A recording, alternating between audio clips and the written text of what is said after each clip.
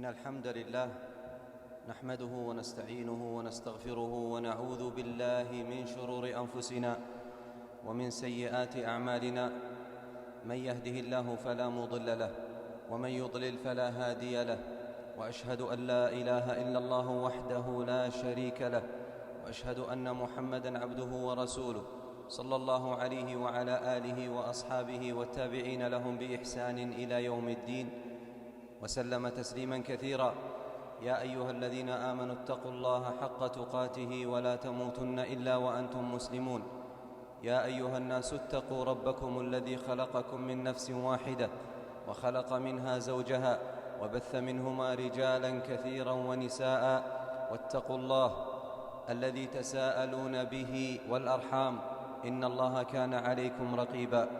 يا أيها الذين آمنوا اتقوا الله وقولوا قولا سديدا يصلح لكم أعمالكم ويغفر لكم ذنوبكم، ومن يطع الله ورسوله فقد فاز فوزا عظيما. أما بعد أيها المسلمون، إن مشاهد يوم القيامة عظيمة وعصيبة. إن مشاهد يوم القيامة عظيمة وعصيبة، شديد خطبها وعظيم كربها وكبير هولها. قال الله سبحانه: يا أيها الناس اتقوا ربكم إن زلزلة الساعة شيء عظيم، يوم ترونها تذهل كل مرضعة عما أرضعت وتضع كل ذات حمل حملها، وترى الناس سكارى وما هم بسكارى ولكن عذاب الله شديد. وينبغي للمسلم أيها المسلمون، ينبغي له أن يستذكر تلك المشاهد العظيمة ويقوي في نفسه الإيمان بها، لما في ذلك من عظيم الأثر عليه في تهذيب سلوكه وإصلاح عمله واستعداده لذلك اليوم العظيم، يوم يقوم الناس لرب العالمين. ومن تلك المشاهد عباد الله، من تلك المشاهد الميزان الذي يوضع يوم القيامة لوزن أعمال العباد، والذي قد جاء ذكره في كتاب الله وفي سنة رسوله صلى الله عليه وسلم، وفيه إظهار كمال عدل الله سبحانه من أجل أن يرى كل عامل ما عمله من خير أو شر. فجدير بالمسلم عباد الله، فجدير بكل مسلم أن يعد لهذا اليوم عدته، وأن يزن أعماله في هذه الحياة الدنيا استعداداً وتهيئاً للوزن يوم العرض الأكبر على الله.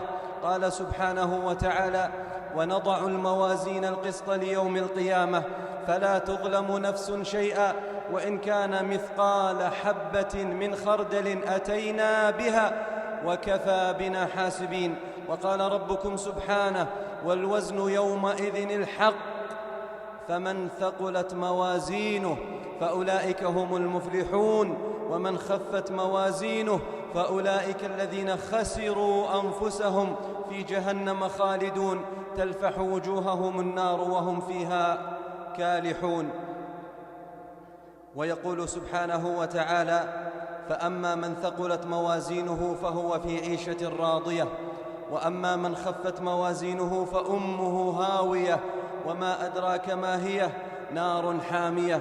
فينبغي للمسلم الموقن باليوم الآخر أن يستعد لذلك اليوم العظيم، أن يستعد للوقوف أمام الميزان، أن يستعد للوقوف أمام الميزان يوم القيامة لوزن أعماله كلها منذ أن جرى عليه قلم التكليف.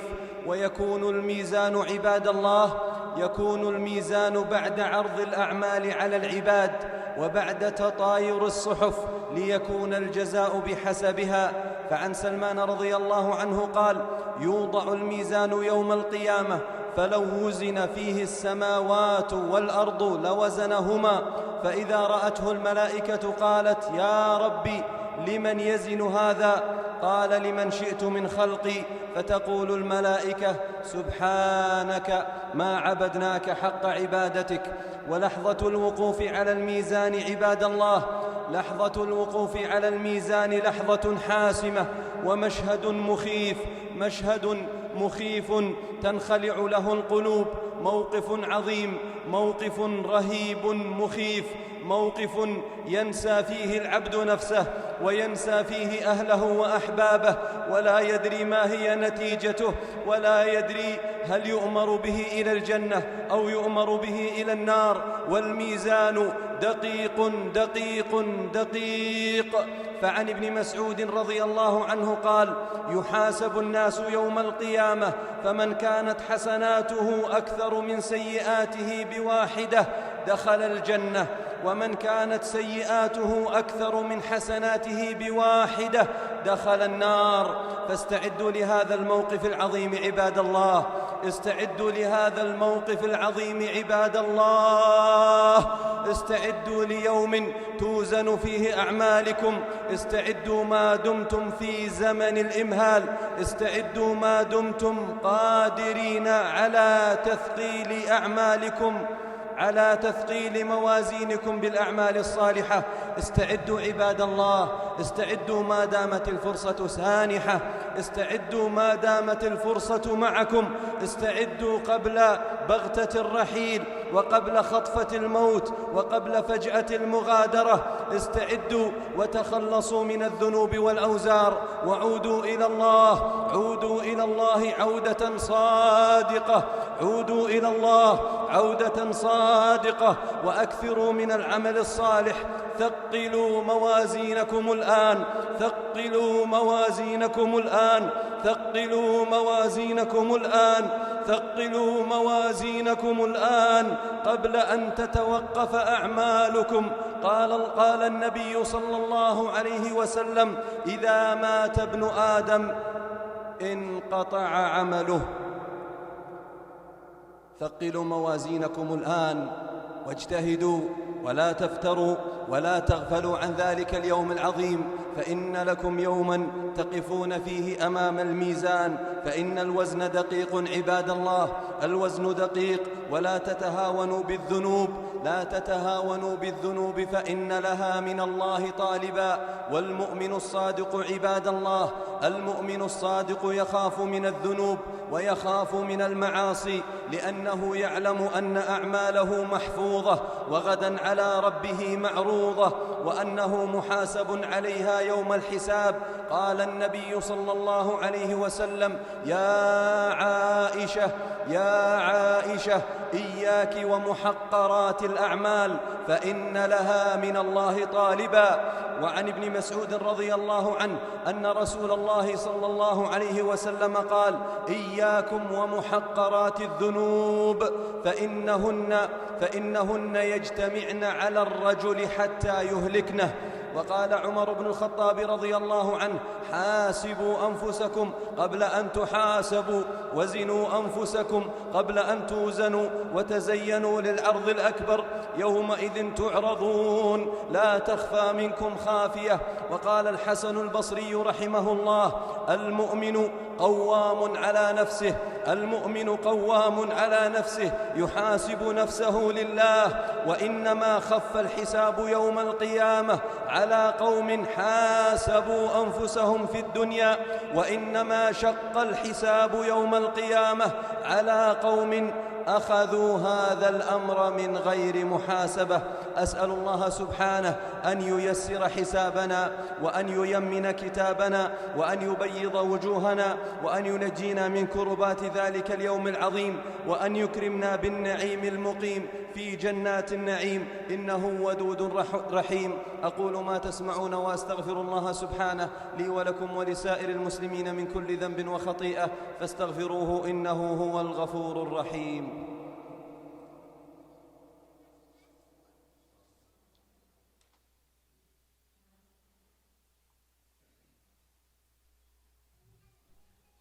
الحمد لله على إحسانه، الشكر له على توفيقه وامتنانه، أشهد أن لا إله إلا الله وحده لا شريك له تعظيما لشأنه، أشهد أن محمدًا عبده ورسوله الداعي إلى رضوانه، صلى الله عليه وعلى آله وأصحابه وإخوانه ومن استنى بسنته واقتفى أثره واتبع منهجه بإحسان إلى يوم الدين.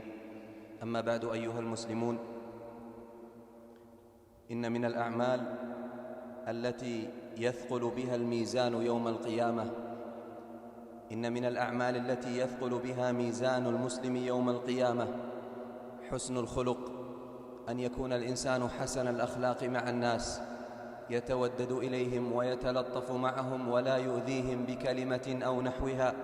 قال النبي صلى الله عليه وسلم: ما من شيء أثقل في الميزان يوم القيامة من حسن الخلق، فحسنوا أخلاقكم عباد الله، حسنوا أخلاقكم رجاء أن تثقل موازينكم يوم القيامة. وكذلك مما جاء من الأعمال التي يثقل بها الميزان هو قول لا إله إلا الله، هذه الكلمة العظيمة، كلمة التوحيد. قال النبي صلى الله عليه وسلم: إن نوحا عليه السلام قال لابنه عند موته: وآمرك بلا إله إلا الله، فإن السماوات السبع والأراضين السبع لو وضعت في كفة ووضعت لا إله إلا الله في كفة لرجحت بهن لا إله إلا الله. فأكثروا من هذه الكلمة العظيمة عباد الله في الليل والنهار، واجعلوا لكم فيها وردا كافيا تدخرونه يوم القيامة. وكذلك من الأعمال التي يثقل بها ميزان المسلم عباد الله هو إطلاق اللسان بتسبيح الباري سبحانه. قال النبي صلى الله عليه وسلم: كلمتان خفيفتان على اللسان ثقيلتان في الميزان حبيبتان إلى الرحمن، سبحان الله وبحمده، سبحان الله العظيم.